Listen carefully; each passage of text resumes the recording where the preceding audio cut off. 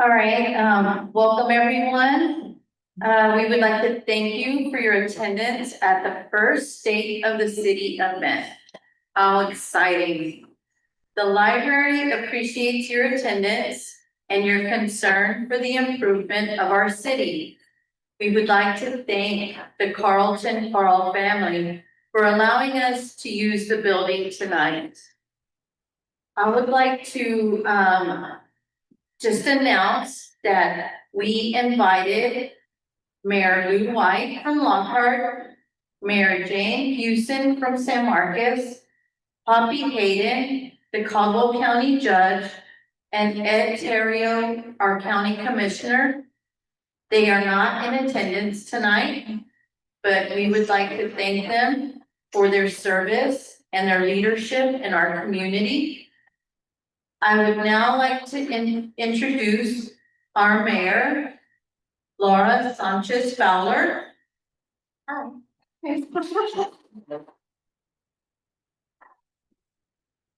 I would like to announce our new Martindale City Administrator, Greg Hudson.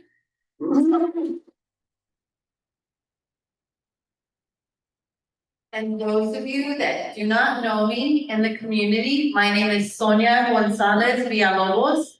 I was on the council for multiple terms. I am not on the council right now, but I'm still a very engaged community member, supporter of the library, and supporter of my community.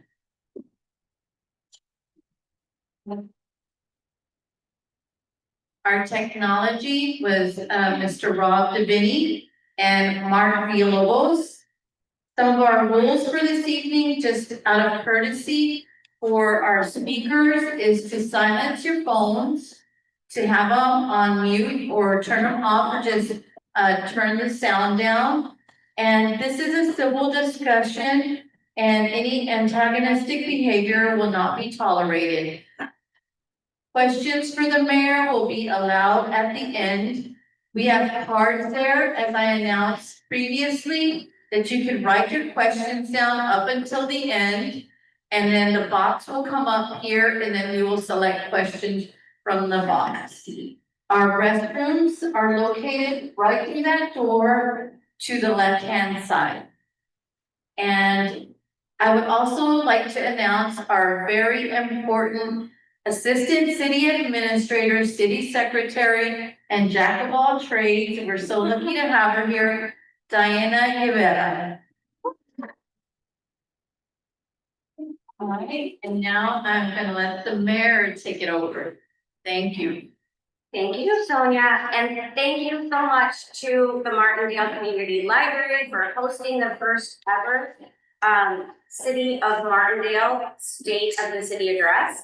I am so impressed over and over again by our community library because they do things like this. This is something that's very normal in a lot of cities around the county, around the state, but it's not something that we've done before. And I love the fact that they are always willing to usher in a new event that can be an annual event, and an event that can be very important to the community. So I'm hoping that they will continue to show us all kinds of new exciting things. I was knocked out the first time they did the kite flying. So I just feel like this is one more time that they've stepped above and beyond.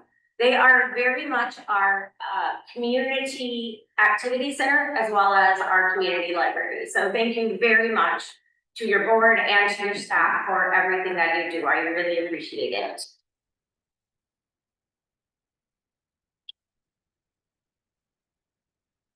So I'm gonna try to sit down. It's not easy. I would rather stand up and walk around. I'll try it. We'll see what happens. So good evening, friends and neighbors and partners in this beautiful town that we call home. It's really hard to believe, but it's been 6 months since I took office as the mayor.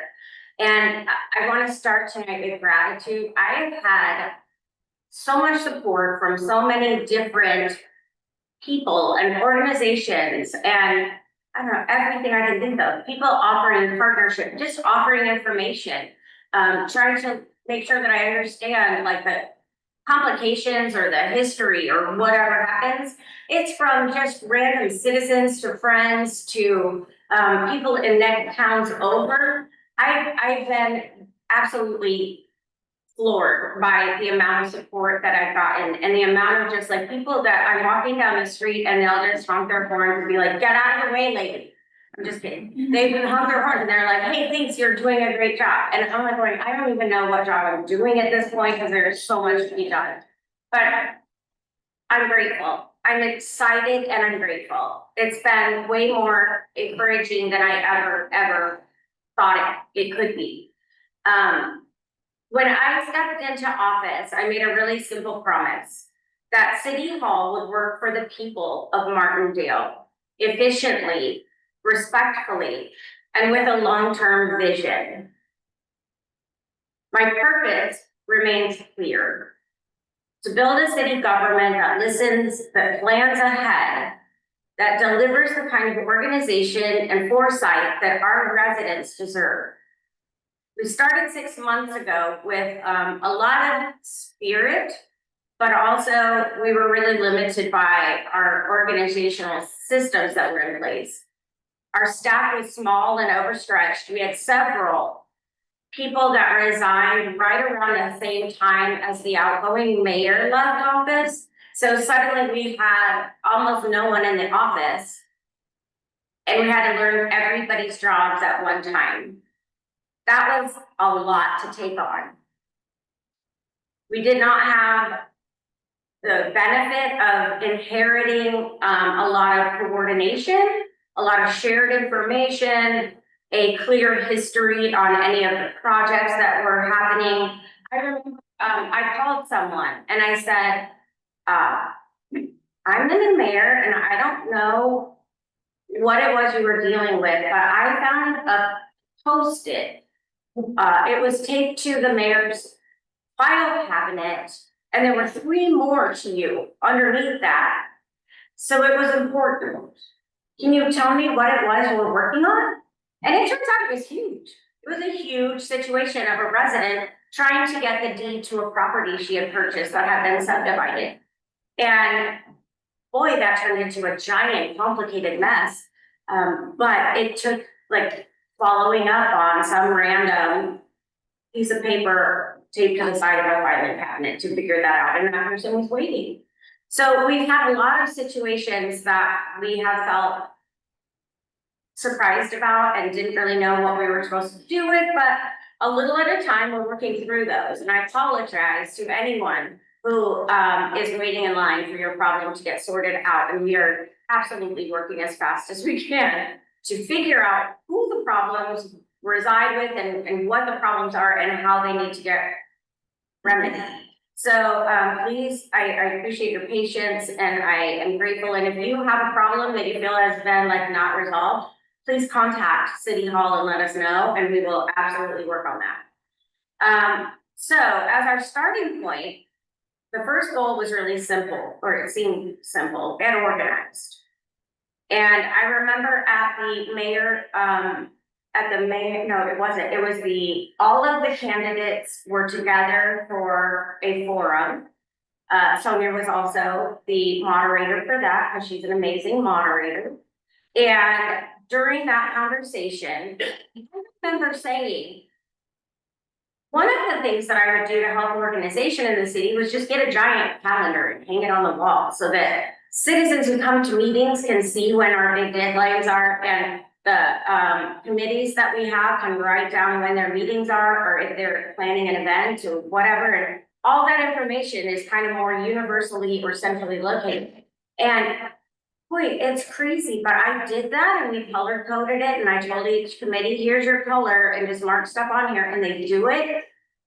It's amazing how much a calendar can help, right? Like it just gives everybody that transparency of this is when this date is and this is when that date is. It also helps during council meetings because we can turn around and go, before we plan a workshop, let's find out if there's anything else coming up. So it's a simple thing. And that's where a lot of the organizational stuff has been, is there's simple things that are really hard. They're hard to do because they're not the way we've always done it. They're hard to do because you don't know exactly what the answer is, you just know it needs to be different than it is now, and it needs to be better. So we implemented like a new internal procedure for resident requests so that they get logged and they get tracked and they get reported, and hopefully fewer of them just fall between the cracks. They get reported to all of the city council and to the chief of police. I always want to say the police of chief. They get reported to the chief of police, they get reported to like everyone we can think of, so that there is accountability and so that people know and they have eyes on it. And so that if you're a resident and you have a problem and you submit the complaint form on our website, you can ask a lot of people, hey, what's going on with my complaint? And all of these people have access to a giant Excel sheet that says, here was the complaint, here's all the details of the complaint, and this is what we've done so far to fix it, so that if it's something that takes a little time, you can see that. We're working on other things as well. In consultation with our new attorney firm, the councils began designating specific members to serve as a formal liaison to support stakeholders or projects for other interests.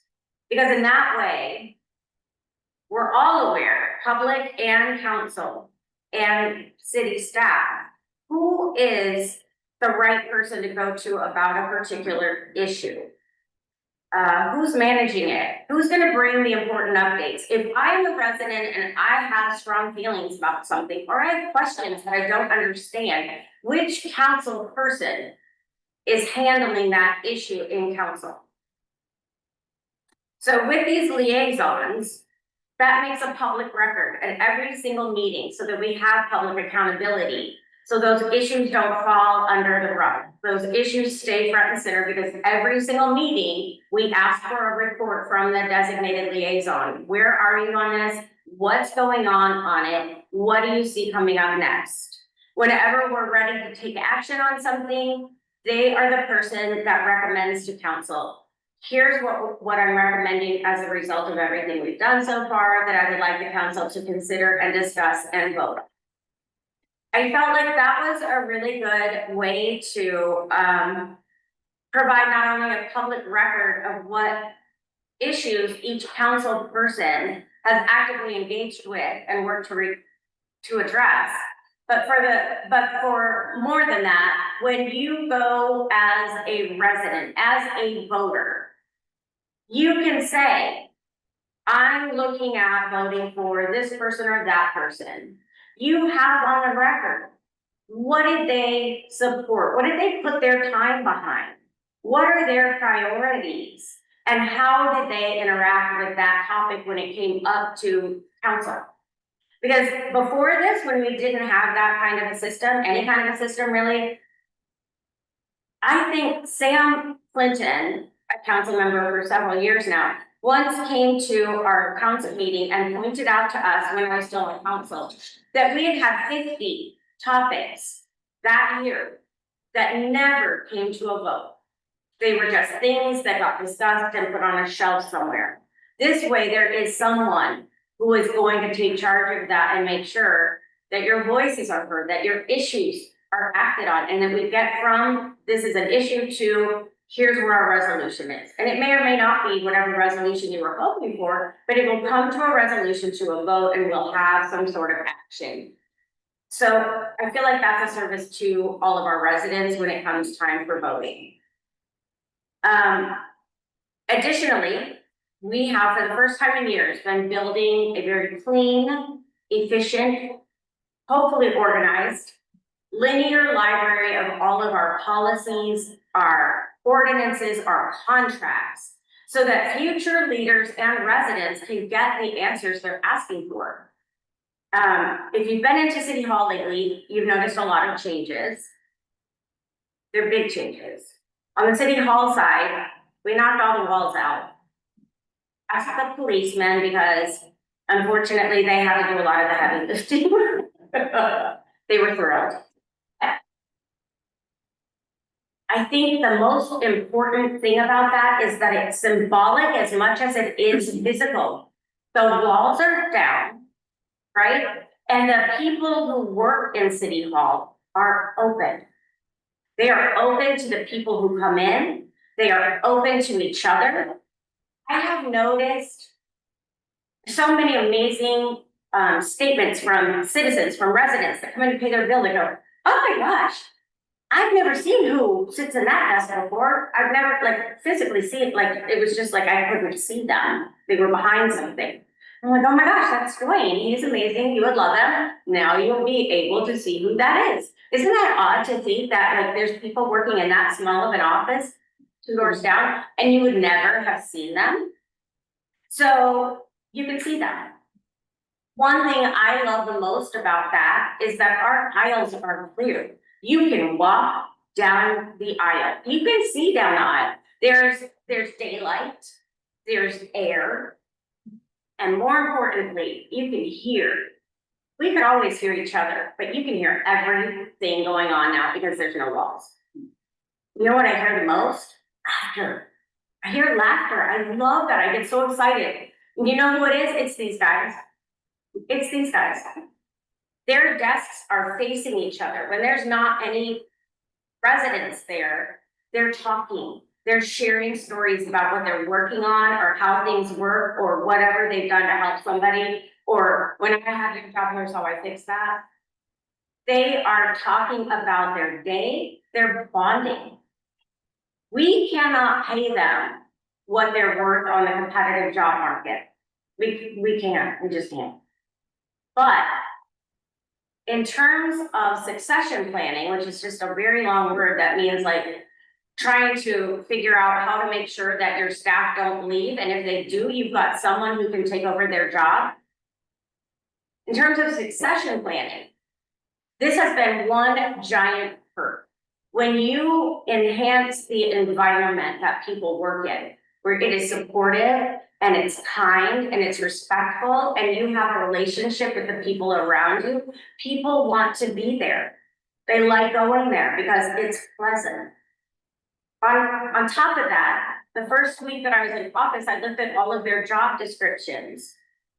And my basic reason for doing that was to say, look, I know you're gonna eventually move on from here. Not everyone, but many people don't think about it.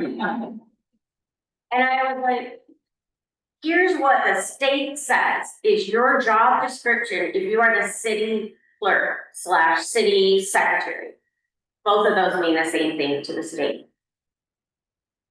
If you go to apply for another position and you won't, but if you did, they will expect when they see city secretary on your resume that you have done these things, right?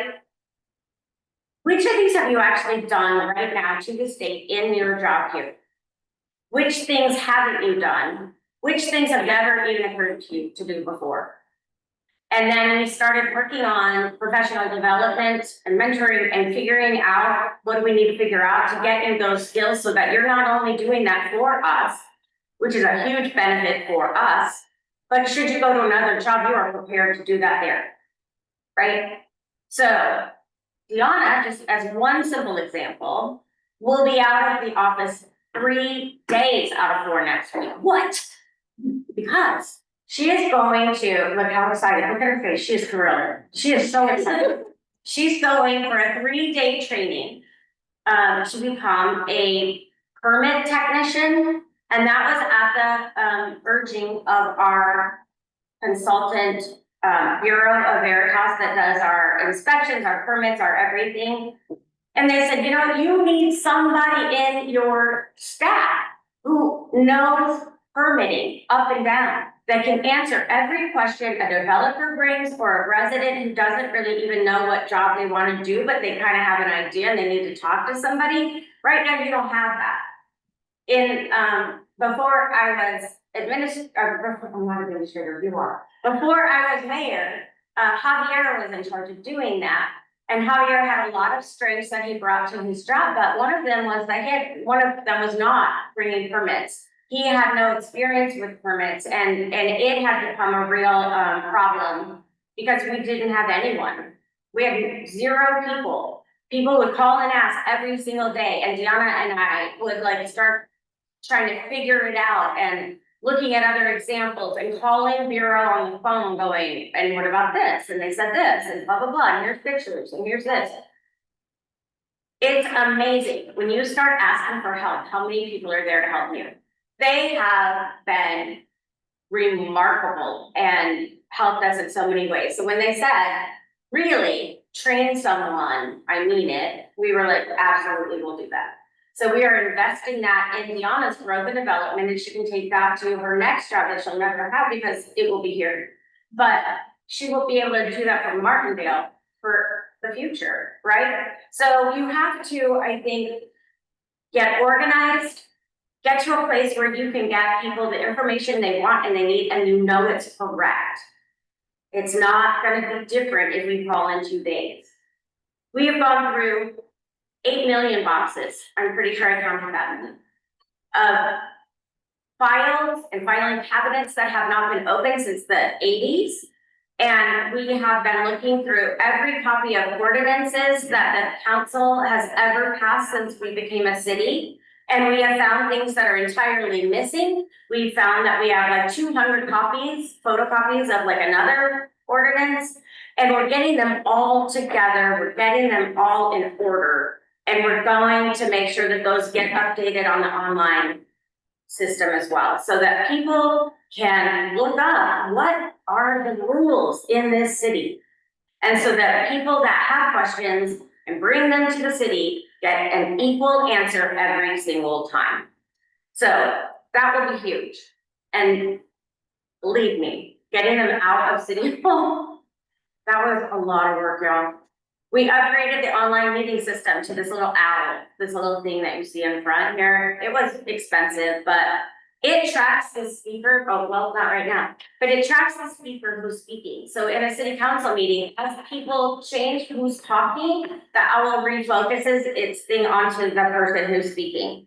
It also can simultaneously translate into 1 billion different languages that the listener wants to hear in. So if we have people that would like to access the council meetings, but they speak Spanish and our meetings are mostly spoken in English, they can do so.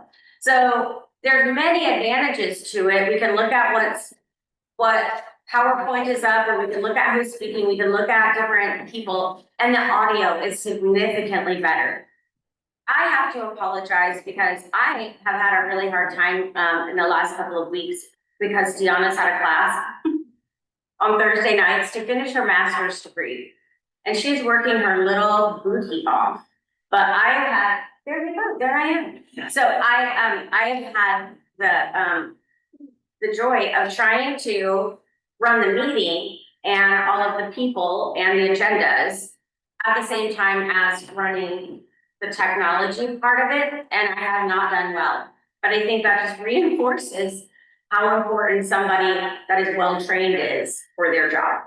So, and again, by the way, y'all, when I made a real mess of it last 2 weeks ago at our meeting, we actually had a resident who said, by the way, I do technology for a living, and I would be more than happy to volunteer and come run the technology for you so that you can concentrate on the meeting.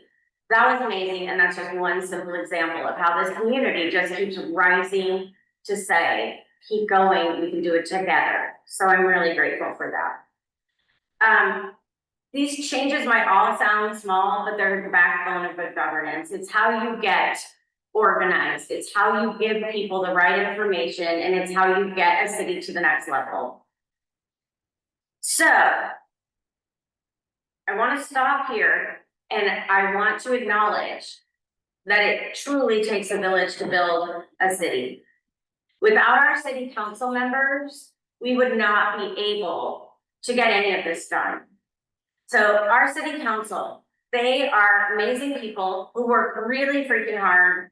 They have to decide every 2 years if they want to invest a fortune in those little plastic signs. And I am bound to determine we're going to find a way to make those recyclable, because right now they're not recyclable signs. Think about every yard you see them in every year, because we're staggering. So every single year, people invest. I don't know, like people make comments in my mayoral election campaign because I had fewer signs than other people did, and I spent $750 to $800 on signs that are not recyclable, that are plastic, that cannot go in the, they can't be recycled, they cannot go anywhere except into the dump. They can't be reused, they can't be anything. We need to, I think, we need to prioritize other ways of running for election. Ways that are environmentally more careful, more thoughtful. Ways that protect the city that we're trying to volunteer to help. That's just a side comment. So our city council members are 5 volunteers. They meet twice a month to hear ideas and weigh options and make decisions for Martindale's future. They don't get paid, and they can do it every 2 years if they want to stay on the council. So I want to thank them. Place 1 is Terry Werner. She is from Hobson Ranch, and she is on Zoom tonight. Place 2 is Matthew McGovern, who lives on Northwest River Road. Place 3 is Maury Domejo. He is in Thailand, so he is not present this evening, but he lives in downtown Main Street. Place 4 is Sam Houston Clinton, downtown Martindale Street, and he's here. Sam, give him a little wave. Yeah. And place 5 is Mike McLeod, who's also on Northwest River Road. So I just wanted to acknowledge them and say that I can't do anything at all without the council approval. So I really appreciate them. Then the people in Martindale City Hall, they're all extremely dedicated to making the city function well, or they would not be here, because believe it or not, it's not for their paycheck. It's because they have a dedication to working for Martindale. So Mr. Greg Hudson is our new interim city administrator, and we are so happy he's here. So y'all give him a giant clap. He's here from the giant city of Gilmer, which is 5,000 people. So we're counting on him to show us the ropes of what do we need to do to be ready for our next growth step. Miss Diana Guaravera. I'm never gonna do it right, but I keep trying. You know what? I try. Assistant City Administrator and City Secretary. So she's basically the Adrian of the old days, if you recall her. I could not live a day without her. Except Saturday and Sunday, because she's not on the phone. Mr. Dwayne Anderson is our city accountant. Miss Donna Castleberry and Deanna Martinez are our city utility clerks. If you don't know Deanna Martinez yet, stop in the office and meet her. She's super nice, so friendly, you'll love her. Our police officers, Chief Tommy Ward and Kevin Haverly and Rick Sanchez. Honorable municipal judge, Andrew Cable, and our court clerk, Mary Alice De Leon. And then Pete and Joseph Casares. And Pete's lovely wife. They are the wastewater treatment team. So if you see them around, please thank them also. I wanted to talk just a little bit about the key performance indicators that I hope you will hold me accountable for. I did a whole website. I printed out tons of documents because people didn't go to the website. I made a QR code, but people don't use the QR codes because I had counted to find out if they really use them. They don't. Y'all are hard to get information to, so I went door to door. Second year in a row. 1,000,000 degrees outside. I'm door to door going, hey, here's my ideas. I wrote them all down for you. Let's talk. What do you want to see happen? What I proposed were 5 things. One is community-driven leadership. I feel like our city has been kind of lopsided in the last few years, where the leadership was really coming from the top. The part-time city administrator, the mayor, the city secretary, the city council, in that order.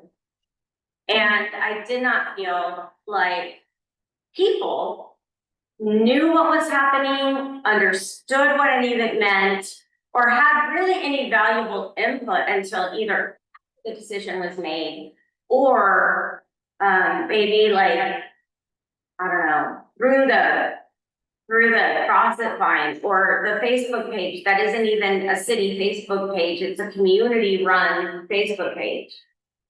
And I just thought, I watched what happened with how the Northwest River Road grant rolled out from the time it first was proposed, when things seemed to be going like they should, and then they just slowly fell apart.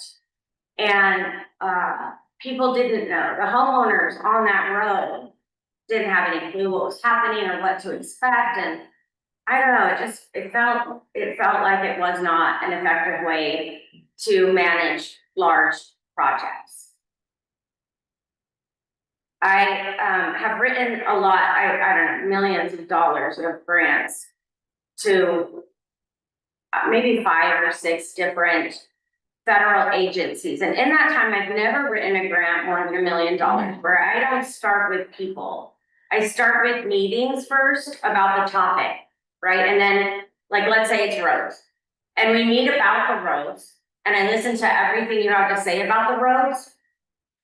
And then I figure out, okay, what do we need to do to fix the roads? And then I go back to you and I go, okay, well, what if we did this? And people go, that sucks. I would never want to do that. And I go, great, that's wonderful. What would you want to do? And we talk about it and we figure something out. Then I go find the grant that matches what the people wanted to do in the first place.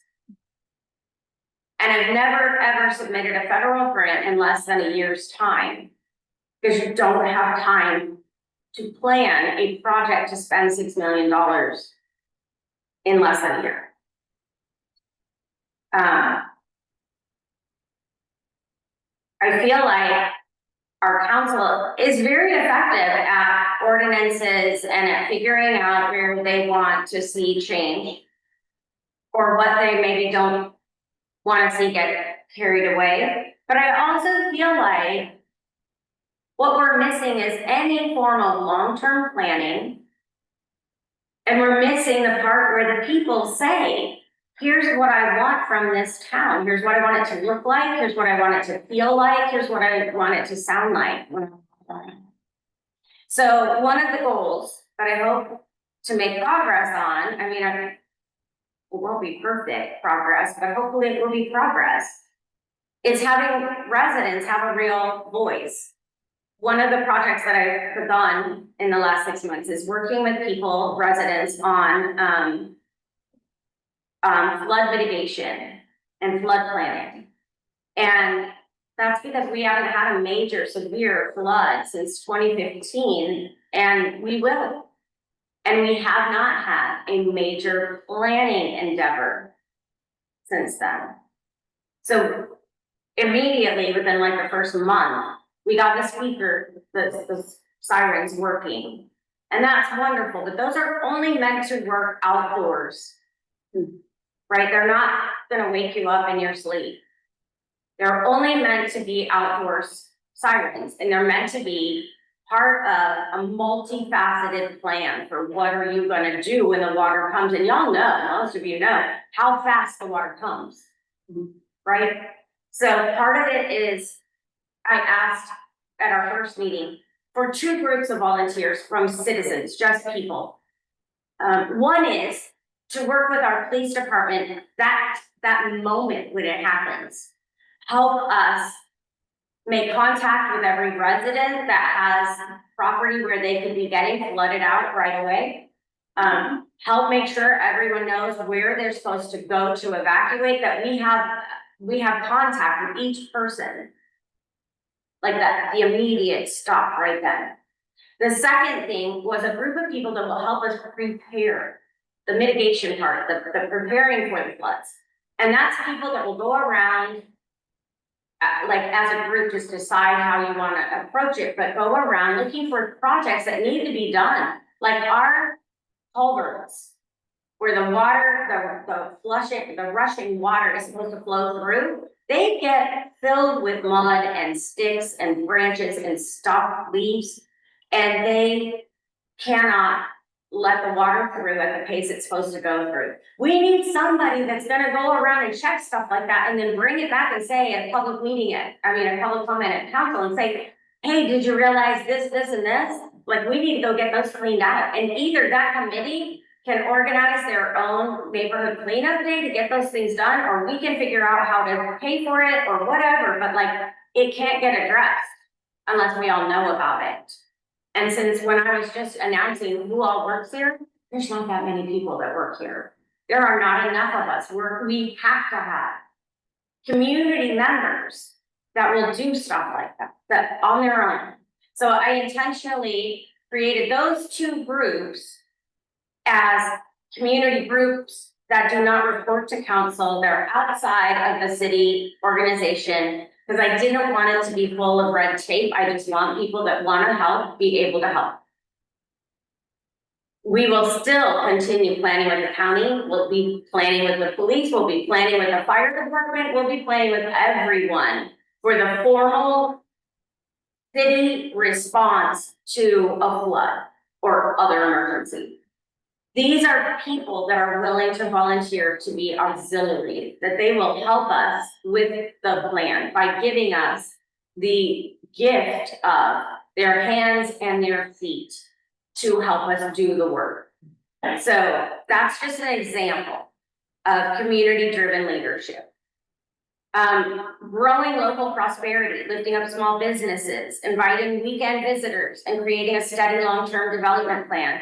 Sam Houston Clinton, council member Sam Houston Clinton, has been instrumental in this for over a year now. He and Maury Domijo and I have been working on how will we get a long-term development for our economic development.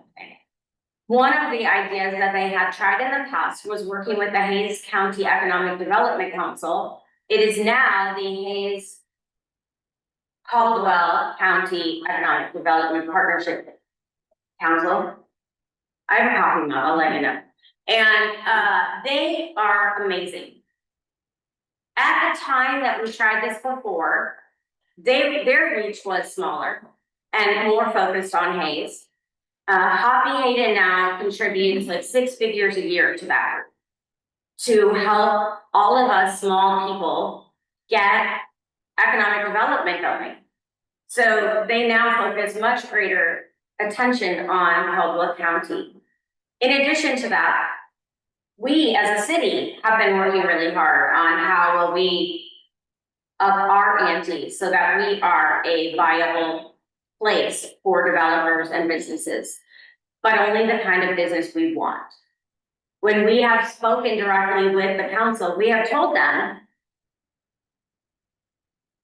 I know you guys have a lot of things like Amazon warehouses, but we don't want that. Our people don't want that. Our people want mom and pop shops. We want small business owners. We want restaurants. We want artists. We want places that people are just living their lives, things that are going to benefit our citizens, practical things like a small grocery store, a dry cleaner, a pharmacy, a doctor, a dentist, a farm. Things that are just practical. They're things that we will appreciate as citizens here, but as 80 continues to build up businesses and people are driving down 80 to get to the smart terminal, wherever their place of employment will be, they will be able to say, oh, I've got lunch coming up. In 15 minutes, I could run over here, do my errands, and be back to work. We want to be practical, right? So we're doing our best to meet with every single person or developer that wants to develop here and try to get to the bottom of what are they trying to do? And is it in the best interest of our city? And that's really, really, really hard. Especially when it's been the two of us who have very little training, and that's why we want to. That's really hard to do. There's so much knowledge you have to have. We have been able, thank heavens, to lean strongly on our city planner who works for our attorney firm. And she has done a tremendous amount of benefit to the city by helping us figure out, here's a hole in your ordinances, here's a different way that this development could be arranged where the city will get a lot more control over what it ends up looking like and the businesses that they allow into this office park and that kind of thing. So it's been really helpful. But thanks to Sam, we will now have signs on 142 and 80 on both ends of town, and possibly 1979 if we can figure out where it's helpful. That will point to the historic downtown area. It will point to the restaurants at the corner of 142 and 80. We'll have public library, community library that way. River park access that way. Duets that way, and actually name off where are the places in town you might want to spend some time and which direction do you go to get there, so that when we have people at Airbnbs, they can find their way around and go, what a great place, and they'll come back. Infrastructure that works, housing that fits, that's our most expensive one. My first year on council, I remember during budget, them saying we cannot afford to do the roads. And I said, well, you said you had $40,000 left over in your road fund. How is that possible? Why? Why would you have $1 left in roads? Roads. And they're like, oh, well, it's really expensive. And I'm like, well, where's the part where we do the planning that if it's really expensive, when do we get this plan for how we're gonna take this 40,000 and the next year's whatever, 20,000 and eventually have a road? Is there a plan? There was no plan. So Council Member Maury Domingo is working with Caldwell County to develop that plan. They're looking at what roads Caldwell County has responsibility for, what roads the city of Martindale has responsibility for, how much is it gonna cost? We've had them out here doing actual estimates on individual streets. And Maury has just asked Mike McLeod to also join that subcommittee. And together they will have a plan for council on what order to do the streets in, like the worst ones to the less worse ones, because they're all kind of bad. And which ones need to be in which order, how are we gonna do the maintenance? Once we get the roads fixed, if you don't keep up with the maintenance, you might as well not have done it. It's all gonna fall apart within Caldwell County told us 7 years. So we're getting that long-term plan. Do we have the money? No. But we have the plan. And we will get the money to match the plan. It's not easy, but we've got to make it happen. Sewer. Right now, only half of our city is on sewer. Basically, one block over 80 is on sewer, and that's it. That's all. We have so many businesses coming in, wanting to start a business or do a development or whatever it might be, and they want the city sewer to the point that they're willing to be in the ETJ and come into the city, which means we would benefit from their property tax or sales tax. But they're doing it because they want to hook up to our sewer system, and we don't have any room to expand. That is such a long-term and expensive thing that it should have been started years ago, and they did. I'll give credit where credit is due. Jared Annabelle, our former city administrator, did work to develop a plan, and then they stopped. They just said, oh, well, it would be expensive and we just can't do that. And so they were done. That was the end of the program, and it has not come back up again. So that's not gonna get us anywhere.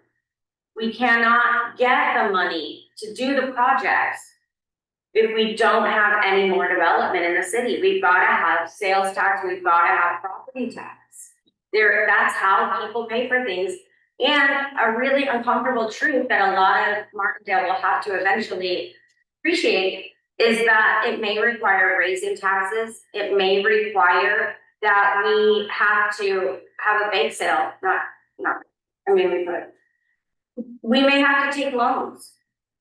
Very careful loans. 1% interest, something small, something doable. But right now, Martindale has zero debt. Cities that have streets and have sewer don't have zero debt. So we need to rethink how we envision getting our infrastructure in place. And it's not pleasant, and it's not easy, and it's not going to be anything that we all agree on. So it's something we need to be having discussions about, but open-minded discussions, where I listen to what you have to say about why something's not a good idea, and you listen to what I say about a new idea maybe you haven't thought of. It's gonna take time, and it's gonna take a lot of conversation, but I invite every single resident to come to the table and have those conversations and figure out what is the least bad way we can proceed forward to get these things done and not have a lot of financial risk for the city, because no one wants that. The better quality of life, more parks, safer walks, bike-friendly streets. I am working so hard. Did y'all notice? We have a new sign, a speed sign on the 1979 curve, right before it comes up to the houses, right before the crosswalk. And it flashes your speed at you. And if you're speeding, it is going to publicize that to whoever's driving behind you. I swear to you, I drive the speed limit on that curve, and people honk at me, they yell at me, they ride my little tail of my car because they're so mad that I'm slowing them down by 1 second on a double curve, where the woman that lives right at the edge of one of the curves has been crashed in, her front yard has been crashed into 3 times. Right? Like, that's not okay. That's just not okay. So right now the flashing speed sign is there. It's only there for 2 weeks. It's just for us and the residents that live there and see it on a daily basis to get an idea, is it working? If it's working, we can decide what we want to do. Lockhart has put in several that are permanent. We could also do things like, I don't know, speed bumps, or what are they called? The things that you roll over in the rumble strips. Thank you. And there's lots and lots and lots of ideas that are out there that have been studied that are proven to reduce problems and improve safety, but we have to try it, and we have to be willing to put our heads into this and get behind it. I really want, and have been bothering TxDOT about the corner of 1979 and 80. There's not a light, and there are tons of people who walk up 79 from several of the streets in the downtown area. They walk up that road and they turn to go to Dollar General or to the gas station. There are no lights, there's no crosswalk, there's no flashing anything. That is dangerous. And our city is the only entity to blame for that. Because if we push hard enough, if our residents are behind us pushing hard enough, then we can get some of these things addressed. It's not easy. TxDOT is like a large giant mess. But we're a bigger, larger giant mess, and we can make impact on that, and we can get the things we need, but we have to be dedicated to that. So I am doing my part to get us some sort of bike lanes, sidewalks, whatever it takes. And then the last one is that city hall that we've already talked about. That you can count on us to be organized and professional when you need something. That we will track our progress and communicate with you and deliver results for whatever your issue is. And we are tracking that, by the way. So hopefully you'll remember that when it is time to vote again. And you will invest your energy into helping us do as much as we can. We only have 18 months left, people. We need y'all. We need y'all. We are there 24/7. I'm sending out emails at 7 in the morning, at 11:30 at night. She gets them. I tell her, don't answer me, you're not on the clock. But she gets them. And we cannot do everything the city needs. Look around and make your own list in your head of everything that needs to be done. Who's gonna do that? We're missing 44th Street and safety signs. Safety signs are like the stop signs. 44 in a 2-mile city. How is that possible? Does everyone have one in their basement? What is going on here? Y'all need to slow down and drive safe. What do you mean you're missing? Hmm? What do you mean you're missing? It's like the street sign, it's gone. Stop sign is gone. Well, how is that? I don't even know. Where are they? And how did that? Yeah, I guess, but really, like for how many years? I have no idea what's going on with that, but we ordered every single one and it has taken months to push that through bureaucracy. Bureaucracy in the office, a bureaucracy with budget season, and bureaucracy with the people that make signs. But they're coming very soon. And please realize that, like, it's blood, sweat, and tears just to do that.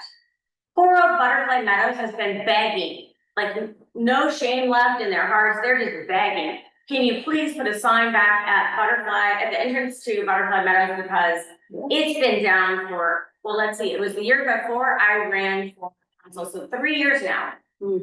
And no one can tell when, if you haven't been to the neighborhood, you can't tell where to turn in. There's no indicator that there is a subdivision right there, because there's trees and stuff.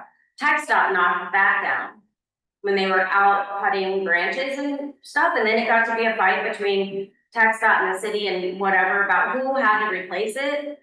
It's just never been done. So theirs is coming. Hopefully, no one will run through a missing stop sign before it gets replaced. I'm doing everything. Our whole office has never worked harder, according to them. But we need people. We just need people that volunteer to say, okay, I can lend a hand with that. I can do that, that's no problem. Yes, I'll join that committee and do whatever. I put a little survey up. I'm hoping y'all will participate in it. It's on the front of the city website. It says, take this volunteer interest, fill out our volunteer interest form, because I know you don't want another freaking survey, I understand. It doesn't say survey, it says form. Fill out this volunteer form. And it says, you want to be involved in anything at all? Do you want to just donate money so you don't feel guilty? What do you want to do? Help us. Do you want to work on roads? Do you want to work on parks? Do you want to work on this, that, and the other thing? Please help us. Get involved. Take a chance. I know it's been chaos, but it doesn't have to be. And the more people volunteer to just do a little, come into the office and scan some of the documents from 1904 that were required by the state to keep, we can at least keep them on file in our computer and not in the aisle. So, volunteer to do anything, lend a hand. It's our city, and the city is only going to develop to the extent that we allow it to the extent that we promote its growth. So please consider how you can join in. And we're doing it. We're just doing it. It's happening. You can make it happen faster. So thank you so much for coming out to listen to me. I appreciate it. And if you have any questions, I know it's 7:30, but please go ahead and answer. Whatever. I'll answer. You ask. I have the questions. So you got it. Treasurer Trust? Yes. I just ask something. Are we gonna hear from Greg a little bit? Yes. Yeah, whatever you want. I'd like to review the. Yes. Tell about himself. Yes. Yes, so that we're getting to that.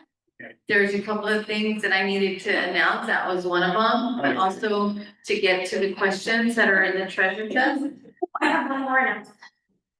Dion Rivera is a United States citizen through.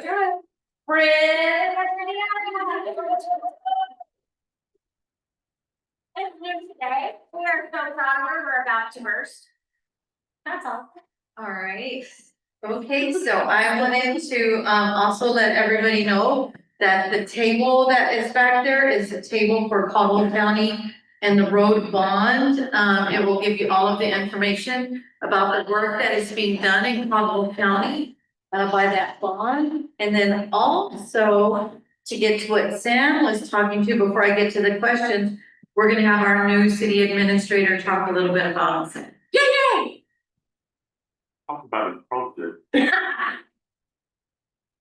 Hi, as you know, my name is Greg Hudson.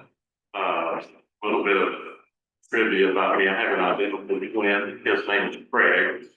And he is, I am 5 minutes older than him. And his name is Craig Eugene and I'm Gregory King. I just wanted to make sure if our names right, but they do. And he is not in city government. mention one thing. I didn't get into city government. I was working for Arlington and Irving in their information technology departments as an application program. And one day I just realized, don't ask me why, I just knew I was going to be a city manager, city administrator. And so I went back to school to get my master's in public administration at UTA. And I haven't regretted it since then. I only wish I had done this soon. Because the cities are Sansom Park, small city, well, I say it's 5,000 like Gilbert, and now here. And again, I don't know why I didn't do this earlier, because at the core of my being, I have a servant's heart. And it is more rewarding on the intangibles and serving people in city government, helping make their lives easier, so to speak, because wherever city people live in, like here, Sansom Park, Gilmer, goal should be to make that place a great place to live, grow family, and just play. And it's about community, and the community is made up of people, you guys. And it's not the city staff can provide the means to whereby you can, raise a family and have it be a great community to grow in. But really all that's determined by the citizens of that community. And the city is there to kind of push it along and put things in place so that happens. But anyway, that's why I got into city government. That's, like I said, I started out in information technology, and then I realized I'm gonna be a city manager. And again, I haven't regretted it. And if you got any questions to me, feel free to ask me. Mr. Hudson just retired after 20 years as a city manager. And what did he do? He said that he is planning to work for us as our interim city administrator. And when he's not working, because he's only going to be part-time, he will be preparing to run for council in Arlington, Texas, where his family is. That is, you're just a city servant. When you're gonna retire from being a manager, and immediately the next goal is, well, now I need to be a city council member. That's impressive. I really better bet on it. That's dedication.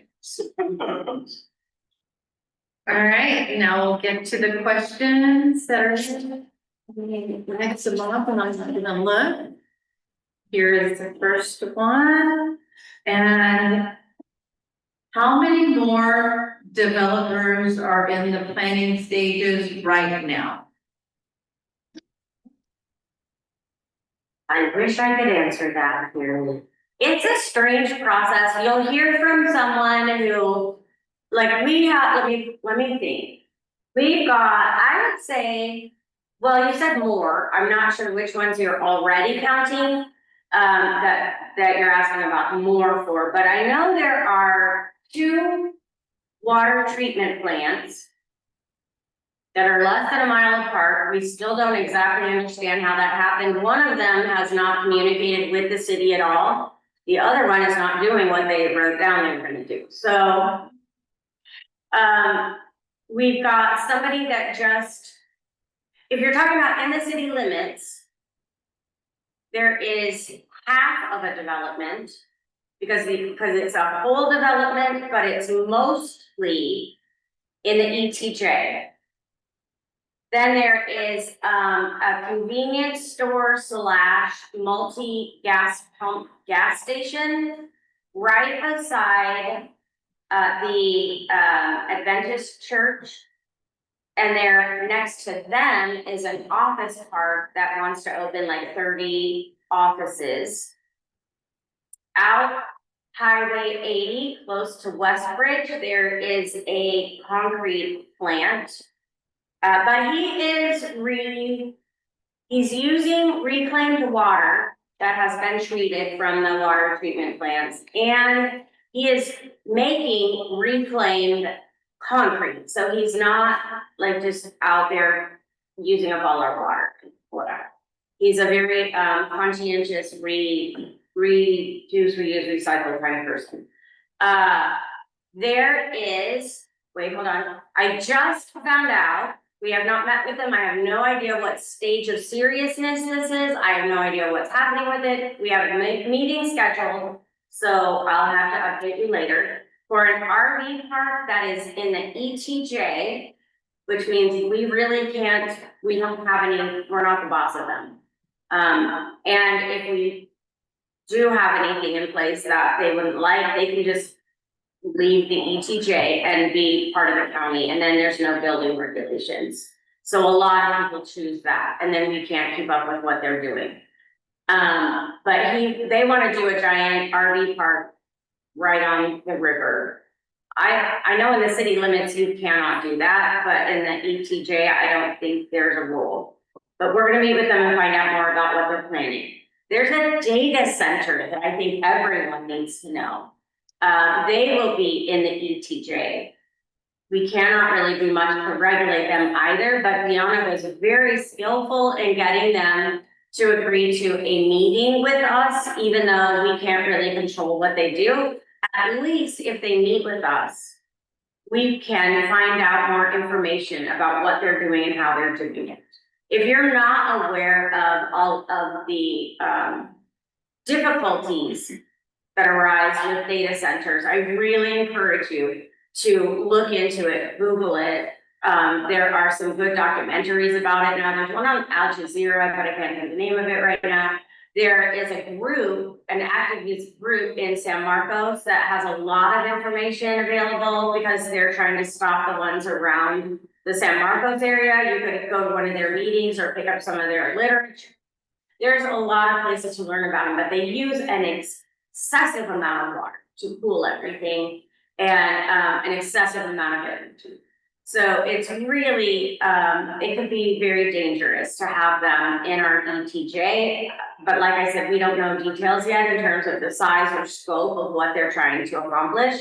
So we will report back after we're able to finally meet with them. And if we meet with them, it will be at their invitation. Like, they don't have to meet with us.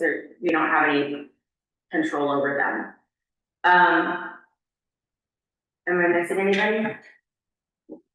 The one that's half in the ETJ is, they actually want to build a school. But they are kind of across from the Baptist Church on 142 in the Walton property. They purchased a segment of the Walton property. They want to build, I don't know if you've been in San Marcos, down by the convention center. Yes. So if you've been in San Marcos, across from the convention center, there's a DR Horton community. There are houses kind of on little tiny lots, but you would have your own yard and your own garage and have your own single family home, but they're rentals, they're not for purchase. And so they're targeting people that want to have a family home, but maybe can't afford the whole down payment of buying a house. So you can see exactly what they look like if you wanna check that out. It's on, is that Rattler Road? No, yes? It's right across from the Amazon plant and the convention center. So they're trying to do that there. It's a lot of units. I can't think right now how many off the top of my head, but a lot. And they would build it in phases. Once one phase starts to get filled up, they'll start in the second phase. The problem is that the part that goes into the city will be across 80. And it's in an area that would then, it will hold their elementary school theoretically and their treatment center, water treatment center. And it is an area that floods easily. It's an area that the water is going to run right into the river. And we're not thrilled with all of that. They initially said they would do zero discharge. And then that is not what they actually proposed to the Texas Commission on Environmental Quality. I usually mix them up, but I think I got it right. So, yeah, a lot of it is just chasing people down and trying to figure out the difference between what they're saying and what they're doing. And then making sure if it's okay for us or if there's a bad thing to do with it. The other one, they'll be coming to a P and Z meeting soon, coming to a city near you. Is a potential manufactured home neighborhood community that is right off of West Bridge Road, close to where our current ponds are, evaporation ponds are. But on, like, close to West Bridge Road, they bought a giant lot there, it's 194 maybe manufactured homes, I think. And there is a home, a standing home on that lot that they said they're not gonna knock down, they're gonna use it as a, like a community center with, and put like a pool and whatever there. They want it to be a very upscale manufactured housing community. So, we are still very much in the initial planning and trying to figure out what that looks like and what are they actually building and how does it fit our ordinances? I don't have a lot of detail on that yet, but they are gonna present their ideas at planning and zoning meeting just to get a feel for, is the community warm to that idea, or do we just not want it? And they don't wanna put all their time into planning it and then have it not happen, so. Be aware of public notices if you wanna hear about that. All right, and here is our next question. And the question is, what ideas do you have to slow down traffic on Main Street to the legal speed limit of 25 miles per hour? Our new street signs that we just ordered and will be up, they post a citywide speed limit of 35 miles per hour unless otherwise posted. So like if there's a 25-mile limit, that's excluded from those signs. If there's a specific limit, you have to follow whatever limit the sign says. Otherwise, we use universal 35 throughout. This road and 1979 right around the curve coming into this road, and then Lockhart are ridiculous in terms of their speed. And that's a conversation that is ongoing between myself and our police officers. The police officers, I think, are really trying to do their best to look at traffic and keep people safe. But it is a very difficult thing, because they say that they spend hours sitting out watching the traffic go by on Main Street. And that it just looks like people are driving a lot faster than they're actually driving, so there's not a lot of tickets to give out on Main Street. Or on 1979 on that double curve. I insist that they are, if that is true, it is because people are slowing down because they see police cars sitting there, and so they're not speeding. So, we're going around and around with that. And what I've done is I've been attending a million different webinars from, different safety groups that work in small rural communities. And looking at what techniques to slow down traffic and improve pedestrian safety actually work.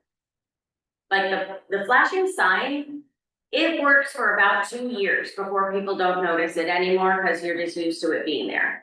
So we've got to find things that catch people's attention and get them slowed down. There are a lot of different techniques we can try. I want to put some more thought into it and get more feedback from both pedestrians, like common people that walk a lot, people who commonly walk a lot, and drivers. Because I don't want to make it where it is a pain in the neck for drivers, but I don't want it to be unsafe for the rest of us either. TxDOT is very particular about 1979 because they say that a lot of trucks use that because we told them they can't use Quail Run. And because the trucks are on that road, they don't want them to have to slow down. What? Come on. So I'm looking at ways that we can get significant funding to do some sort of pedestrian lane and bike lane. There are also techniques where you can put like islands on each side of the road where it becomes very narrow and you need to slow down to make sure that you go through properly. San Antonio neighborhoods do an excellent job. There's a whole variety of those. And now I've noticed in the last few years, since Austin has had a Safe Streets for All federal grant, they've got a lot more innovative ways that they're slowing down, especially in neighborhoods. So right now I'm at the exploring approach and trying to just get as many options as I can and then talk to people and find out which ones are most palatable to make sure that we are safe, because the roads, especially those three, 79, Main Street and Lockhart, to me, they're ridiculous. They really are. There's just way too much traffic and heavy vehicles that are not gonna be able to stop if a small child wanders out to the street, because they're loading, you know, beer or whatever, hay bales, whatever it is, but they're very heavy. So in our next committee, stand out there with a blow dryer. That's right. That's right. We'll Absolutely. catch you. Right on. All right. Please do it. So our next question is, many street signs are 50 years old, and have lost reflective Yes. properties. Is there a program in the works to replace the sign? And earlier you did mention that all the signs are being replaced. Yes. So Only there's- 4 of them are. And then we'll have to figure out what's left standing and then replace those as we go. All right, so we'll do another question. What are plans for expansion of City Hall? Has the city ever went out for a bond? We have not. And in fact, we have never even raised taxes beyond what like the minimum you can ask for is. So, like I said earlier, we need to start looking at what are our actual options if we want the city to be able to replace roads and look nice and have that. We just need to have like community-wide conversations about what's the best way to do that. Okay, and then this is our last question. I think we said there would be 5, and then if you wanna just open it up. Has the city received any positive feedback from the paid parking at the park? Is there any discussion on maybe lowering the rate? We discuss the paid parking at probably every 3rd council meeting, possibly every 2nd council meeting. Because we get so many comments about asking us to reconsider the way that program works. So we just finished, the Parks Committee worked very hard for at least 6 months to design and implement a survey of people in the city and in the ETJ about their opinions about the parking fees and how often they use it and under what circumstances would they be willing to pay for parking. And it was really good feedback, actually. They had the highest response rate of any public survey that Martindale has done since 2016 or something. What they found is that people are willing to pay for parking as long as the city is willing to invest in the parks. So if we have permanent bathrooms instead of porta potties, if we have the trash cleaned up better, if we put in like a shade over the playground equipment, if we were to fix the entry into the water at Allen Bates because of all of the erosion, like it's horribly unsafe right now to try and go down that. And when you go down, there's only room for like 10 people at the bottom. So if we're able to create better amenities for the parks, people are happy to pay for the cost of parking. They would pay even more than what we charge now.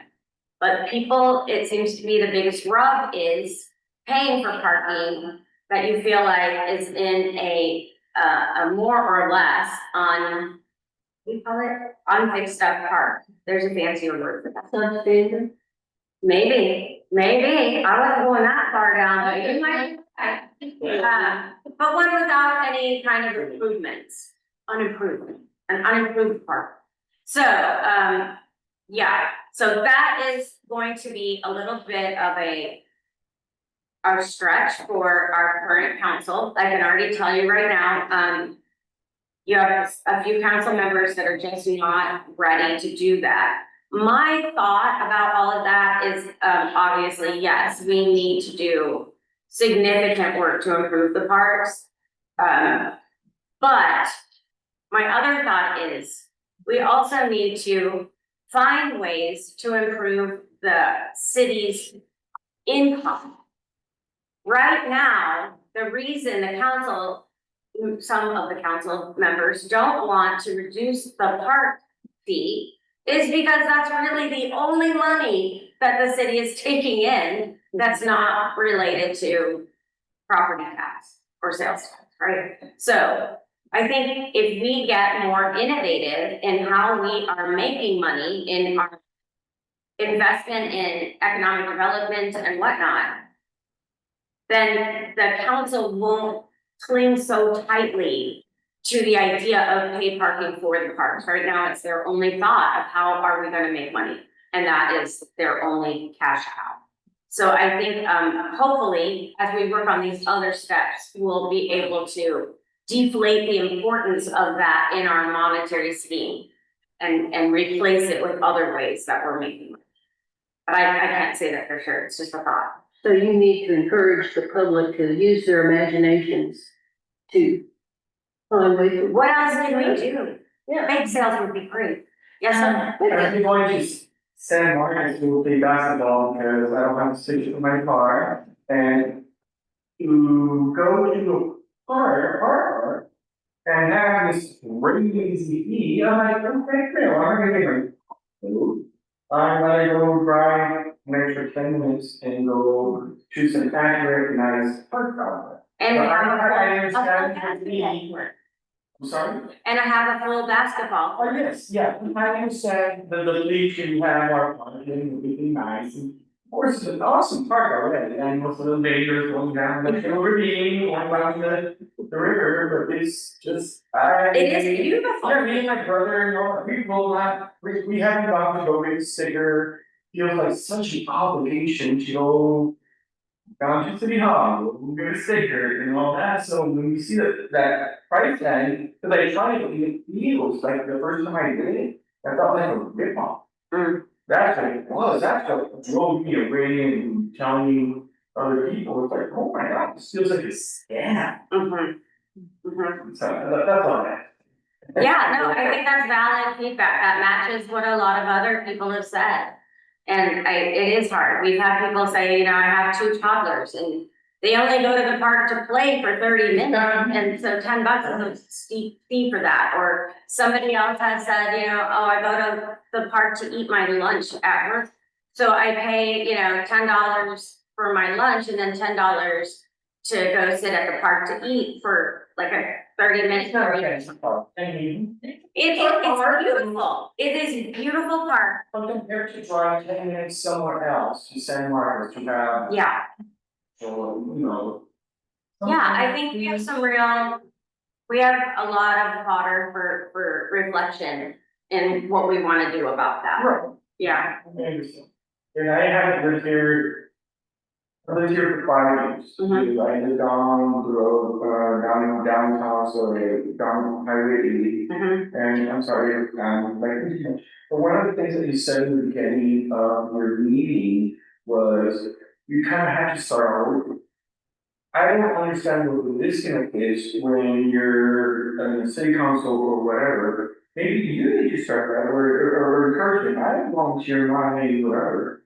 But to keep the continuity, to get the city to keep on the road and being a more productive city. If you keep on having people who are like you said, oh, we're starting over, these people didn't give us the information. There's a disconnect. And that's not a good thing for the community, because I'm like, obviously, all of you here have lived here longer than I have. And to have that kind of information is kind of like, what is going on here? Because if you're starting over for each administration, whether mayor, or new mayor, or new people are coming in, discouraging for someone like me that lives here and I want to give my time, my expertise in whatever I can, ask for free. Like you were saying, yeah, to provide that type of service to you all. Mhm. It's just like, okay, so what happened to my information? What can you give to provide to, if you're not in a mayor anymore, what can you give to the other people from all the projects and all the things that I you? can give you an example, a perfect Yeah, example. I don't know how this is. No, it's fine, but I didn't know either. I had no idea. But I can give you a perfect example. The mayor, 2 times ago, Rob Devine, he left impeccable records. I can look up his email. I can look up binders where he documented, well, this storm happened, and these are each one of the residents that we helped, and these are the places that we put food or water or whatever, and this is where they came from, and this was the date, and this was the time, and this was the person's name and phone number and yada. And all of it is supremely organized. I can look up and find out anything that happened in the city from any of the agenda items to any of the resolutions that they passed. I can look at any of the negotiations they did. It is all there and it's beautifully maintained and it's organized and there are little charts and pie charts and things. But that's not true for every mayor. So some mayors did a lot of that and some mayors did not. And so when you step into office, one of the things that we're working really hard, it's not really starting over. If I sounded like I was saying starting over, that was not what I intended. We're not starting over, but we are having to unbury boxes and boxes and boxes of unorganized papers that should have been in clear files and whatnot. And we're finding that some boxes are 50% duplicates and other things are missing entirely. So we're having to go back to tons of records to look at them and figure out when did they happen, where did they happen, do we already have a record of this, can we throw it away, or do we need to make sure that it gets filed appropriately and maintained? None of that has to do with right now, right? So every minute you're spending time doing that, it's important because it's filling in. Like we find these gold mines sometimes and we're just like wobbling all over the office. People are like, we knew this was here somewhere, but look, this is the actual item. And you know, and then all that time though, as important as it is, you're not doing what's right in front of you today. Because you're having to go back and spend hours. So this can I do my first town hall or anything? Yeah, Good, that's good to hear. yeah, thank you for coming to it. And those are questions we all ask, even every day we ask. Why are we doing this and not doing like what's actually happening? One of the coolest towns that I'm from El Paso originally. I lived in Austin for 17 years. Then I lived here, 5 years, and to be part of the world of this tiny strip of downtown. Yeah. Is awesome. It It's is. like one of the most talked about venues is. Duets. I do music, have a music company, it's one of the most talked about music venues out in Austin, is those Duets. Mhm. Yes, it is. They're amazing. We are very fortunate. Very expensive sometimes. Yeah. No, like, when you sell it's, but it's. You. Mhm. Yeah, right. We're very proud of them. Very. Yeah, well, we would like to thank everybody, once again for coming this evening. As of course, if you have any other questions for the mayor, I'm sure that she'd be, willing to stick around. Or just email me or call me. So thanks for the library and everybody who came and you'll have a good evening. Thank you so